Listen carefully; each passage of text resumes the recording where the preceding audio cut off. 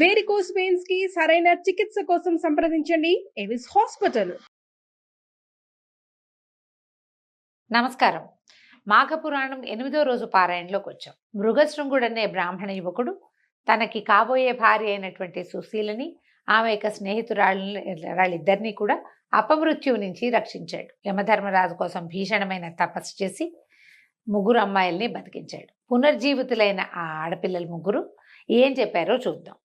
మృగశృంగుని మంచితనం వల్లను, పట్టుదల వల్లను, యమధర్మరాజు యొక్క కృపాకటాక్షాల వల్లను మరణించిన ఆ ముగ్గురు కన్యలు మరలా పునర్జీవులై నిద్ర నుండి మేల్కొన్నట్టుగా లేచారు. వారు చూసినటువంటి యమలోక విషయాల్ని వారి తల్లిదండ్రులకి ఈ వింత విడ్డూరము అవి చూడ్డానికి వచ్చినటువంటి అశేష ప్రజానీకానికి ఇలా తెలియజేశారు.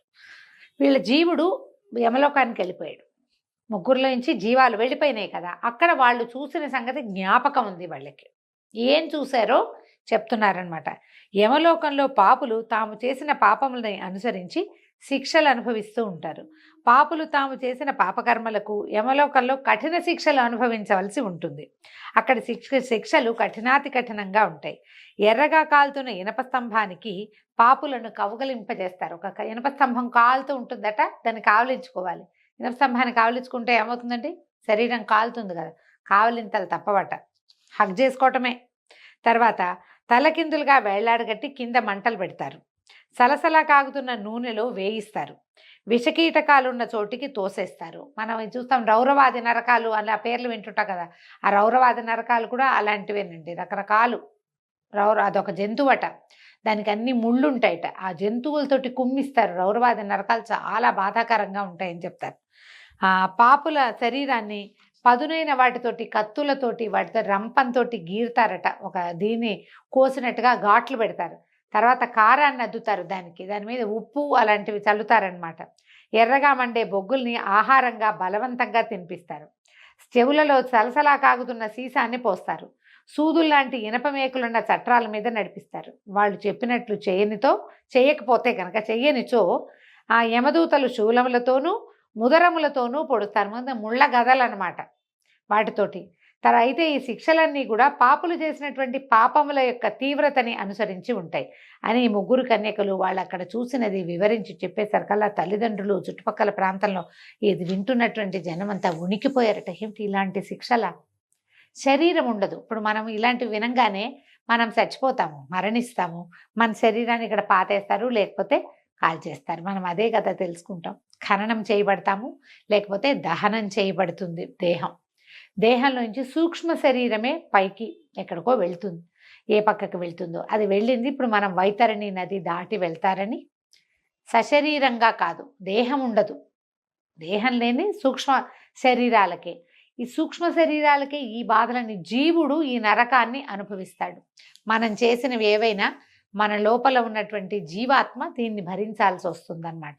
అయితే జీవాత్మే చేస్తుంది కదంటే జీవాత్మే ఉంటుంది. మనకు ఒక విచక్షణ, బుద్ధి, జ్ఞానము, ప్రవర్తన నియమావళి, క్రమశిక్షణ, ఏదో తపస్సు, పూజ, గీజ ఇవన్నీ చెప్పబడ్డాయి కదా. మనం అవన్నీ చెయ్యము, కొన్నే చేస్తాం. ఏవో చేసిన వాళ్ళు చేస్తారు, చేయని వాళ్ళు ఏమీ చేయరు. నువ్వు ఇది పూజ చేసుకోవాలి నాయన, రోజు పొద్దునే సంధ్యావందనం చేయాలంటే చేయరు ఎవరు.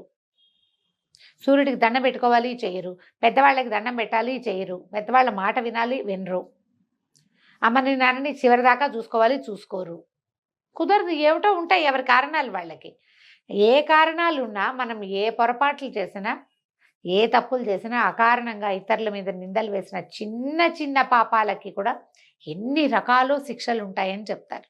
మనం ఈ పురాణాలు ఎందుకు వింటామంటే ఎంతసేపు భక్తి కథే కాదు, దీనివల్ల మనం సరిగ్గా చేయకపోతే మనకి ఏమొస్తుందో కూడా చెప్పబడుతూ ఉంటుంది.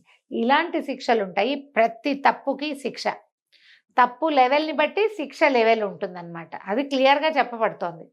భయపడుతున్న తమ తల్లిదండ్రులను ఆ కన్యలు ముగ్గురు ఓదార్చారు. తల్లిదండ్రులారా, అన్యాయంగా అక్కడ ఎవరిని శిక్షించరు. మనం చేస్తాం అన్యాయాలు, ఈ నరకాల్లోనూ అక్కడ అన్యాయాలు ఏం జరగవు, అంతా న్యాయంగానే జరుగుతుందట. ప్రతి పాపకార్యానికి అనుభవించదగినటువంటి శిక్షాస్మృతి ముందుగానే ఉల్లేఖించబడి ఉంటుంది. పాపుల పట్ల యముడు ఎంత కఠినాత్ముడో, పుణ్యాత్ముల పట్ల యముడంతటి ధర్మరాజు. యముని భయంకర స్వరూపం చూసి పాపులు గోల పెడతారు, కానీ పుణ్యాత్ములకు యముడు శాంత రూపుడై దర్శనమిస్తాడు. ముందు అధ్యాయంలో మనం చూసాం, చాలా పరమశాంత స్వరూపంతో మృగశృంగుడికి కనిపించాడు. శాంతరూపుడే ఆయన. పాపుల పట్ల కఠినంగా ఉంటాడు, కానీ రూపం భయంకరంగా ఉంటుందని ఎక్కడా చెప్పబడలేదు. తర్వాత తల్లిదండ్రులారా, భయపడవలసిన పని లేదు. సూక్ష్మంలోనే మోక్షం కలిగే మార్గాన్ని తెలుసుకున్నాం. ఇప్పుడు మనకి ఏం చేయాలి, ఇందులో నుంచి తప్పించుకోవాలి అంటే ఏం చెప్తున్నారు? మానవులు ఈ నరక బాధల నుంచి విముక్తి కలిగించుకోవటానికి ఒక ప్రత్యేకమైన ఉపాయం ఉంది. ఇహపర సుఖములను పొందిన మానవుడు ముక్తి నొందటానికి మాఘమాస నదీ స్నానం ఒకటే సులభ తరుణోపాయము. మనకి ప్రతిసారి చెప్తారండి, కార్తీక మాసంలో కూడా కార్తీకంలో స్నానం చేయి మోక్షం వస్తుందని చెప్తారు. ఇది కూడా అంతే. అప్పుడు చేయలేదు, అప్పుడు చాలా చలిగా ఉందండి, ఎక్కడ చేస్తామండి, మనకు పనులు ఉన్నాయి, రాత్రంతా పని చేస్తాం, పొద్దున్నే స్నానం ఎక్కడ చేస్తాం, ఇట్లా ఆలోచిస్తాం కదా. ఇప్పుడు చేయొచ్చు మనం. మాఘ స్నానం చాలా సులువండి. పైగా మాఘంలో నదీ స్నానం అత్యద్భుతం అని చెప్పారు, కానీ ఇంటి దగ్గర స్నానం చేస్తే తప్పని చెప్పలా. నది చేయగలిగితే అమోఘం, ఇంట్లో చెయ్యి, అదైనా మంచిదే. ఈ సంవత్సరం కాకపోతే వచ్చే సంవత్సరం చేద్దాం నదీ స్నానం. కనీసం ఒకసారైనా ఏ ఫ్రెండ్ ఇంటికో, ఏ గోదావరి వైపుకో, ఏ కృష్ణానది వైపుకో, ఎవరో ఇంటికో, లేకపోతే ఓ చిన్న ట్రిప్ లాగా మనమేనో ఊరికే పొద్దునే వెళ్ళి ఎక్కడో చోట నదీ స్నానం చేసి వస్తే సరిపోతుంది. అవకాశం తీసుకోండి, అది చెప్తున్నారనమాట. అయితే నదీ స్నానం చేయటం వల్ల చాలా మంచి జరుగుతుంది. ప్రతి మానవుడు మాఘమాసమందు నదీ స్నానం చేయటము, శక్తి కొలది దాన ధర్మాలు చేయటము, జపతపాదులు చేసుకోవటము. జపతపాదులు చేయటం అంటే మనకి ఏదైనా మంత్రోపదేశం ఉంటే గాయత్రి దగ్గర నుంచి మామూలుగా మంత్రాలు, గురువు గారులు అందరూ ఇవాళ రేపు మనకి ఎంత కరుణా సముద్రులుగా ఉన్నారో మన గురువులు. ఏదో ఒక మంత్రం టీవీ ముఖత అయినా సరే చెప్పేస్తున్నారు. అదైనా చేసుకోవచ్చు కదా మనం వింటే కనుక. మనకేమీ రాదు, శ్రీరామ అనుకో, రామ అనుకోవచ్చు, అదైనా చాలు. ఎవరితోటైనా బోధ ఉంటే అద్భుతంగా ఉంటుంది. బోధ లేకపోయినా మనం చేసుకోవచ్చు. ఏదో ఒక మంత్రము, జపము, తపము చేసుకోవటము. తర్వాత యజ్ఞాది పుణ్యకార్యాలని చేయటము. ఏదైనా అవకాశం లభిస్తే అన్ని దేవాలయాల్లో ఇప్పుడు హోమాలు జరుగుతూనే ఉంటాయి. ఏదో ఒక దాంట్లో పార్టిసిపేట్ చేయండి ఈ మాఘమాసంలో. ఎక్కడ అవకాశం ఉంటే అక్కడ మన సమీపంలో ఉన్న ప్రతి దేవాలయంలోనూ ఏదో ఒక హోమాలు, యజ్ఞాలు చేస్తూనే ఉన్నారు. కొంతకాలం క్రితం ఇట్లా లేదండి. ఇప్పుడు మనకి అవకాశాలు చాలా పెరిగినాయి. దేవాలయంలో సత్యనారాయణ వ్రతాలు చేసుకోవచ్చు, పౌర్ణమి వ్రతాలు చేసుకోవచ్చు, అభిషేకాది క్రియల్లో పాల్గొనవచ్చు. ఫలానా యజ్ఞం జరగబోతుంది, పౌర్ణమి నాడు ఫలానా యజ్ఞం చేస్తున్నాము, ఆసక్తి ఉన్న వాళ్ళు పాల్గొనండి, ఇలాంటి ప్రకటనలు విపరీతంగా కనపడతాయి. మనం రెగ్యులర్గా వెళ్ళే దేవాలయంలో ఉంటే అక్కడే కొంచెం ఏదో అమౌంట్ మనం ఇంట్లో చేసుకోవాలనుకోండి, చాలా పెద్ద పనిగా ఉంటుంది. దేవాలయంలో, క్షేత్రంలో చాలా అవకాశాలు లభిస్తున్నాయి కదా. లభించే ఏదో ఒక అవకాశాన్ని, అన్నీ కాకపోయినా ఒకటి రెండింటినైనా తీసుకోవాలి. తర్వాత భగవంతుని పట్ల భక్తి శ్రద్ధలతో ఉండి ఈ మాఘమాసం అంతా కూడా విష్ణు పూజలు చేయుట ఇత్యాది పుణ్యకార్యాలు, మాఘ స్నానం చేయటము, ఇలాంటి పుణ్యకార్యాల వల్ల ఆనాటి వరకు అంటుకున్న పాపాలన్నీ నశిస్తాయి, స్వర్గలోక ప్రాప్తిని పొందవచ్చు. కావున మాఘమాసమందు ప్రతివారు నదీ స్నానము గావించుట ఉత్తమోత్తమమైన సాధనము. మాఘమాస నదీ స్నానం అత్యంత పుణ్యప్రదాయమైంది. ఇంకా చెప్తున్నారండి, ఇంకా కొన్ని ఏమేం చేయాలో. ఈ మాసంలో విష్ణు పూజ చేయటము, పురాణ శ్రవణము. ఎలాగో వింటున్నారు బుద్ధిమంతులు మీరంతా, కాబట్టి ఏం ఇబ్బంది లేదు, దీంతోటే సరిపోతుంది. శక్తి కొలది దాన ధర్మాలు, శక్తిని బట్టి దాన ధర్మాలు చేసుకోవటం.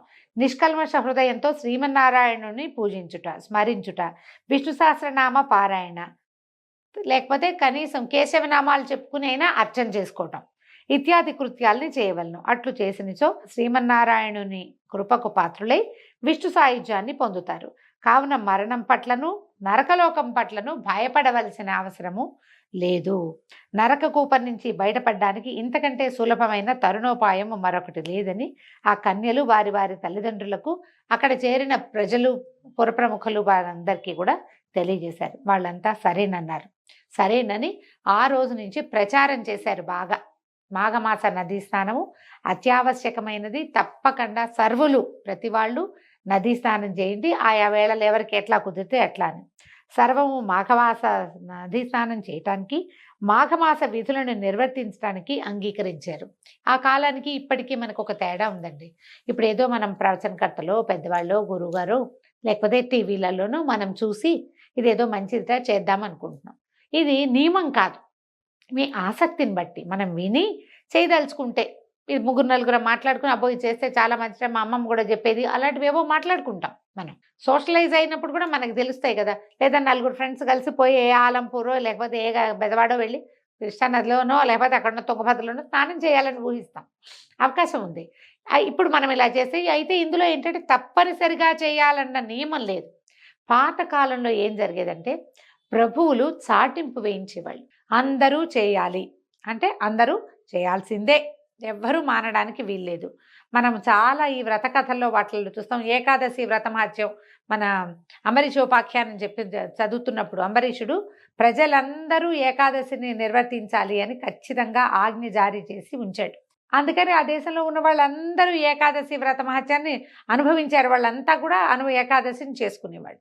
అలా మనకి ఇప్పుడు ఈ పాత రోజుల్లో ఏంటంటే ఒక ఆజ్ఞలు జారీ చేసి అందరూ చేయండి, ఎవరో గర్భవతులు, చంటి పిల్లల తల్లులు, పాలింతరాళ్ళు, వృద్ధులు, ఏదైనా రోగగ్రస్తులు, చలికాలం అవి పడని వాళ్ళు, అసలు నీరే పడని వాళ్ళు కొంతమంది ఉంటారుగా, వాళ్ళని వదిలిపెట్టి చేయగలిగే వాళ్ళందరూ కూడా ఆ అవకాశాన్ని వినియోగించుకునేవాళ్ళు. ఇప్పుడు మనం కూడా అలాంటిదే చేసుకుంటే బాగుంటుంది. అవకాశం ఉంటే చూడండి మరి. అయితే దీంతో 8వ రోజు పారాయణ పూర్తయిందండి. రేపు ఉదయం 9వ రోజు అధ్యాయంలో మళ్ళీ కలుసుకుందాం. నమస్కారం.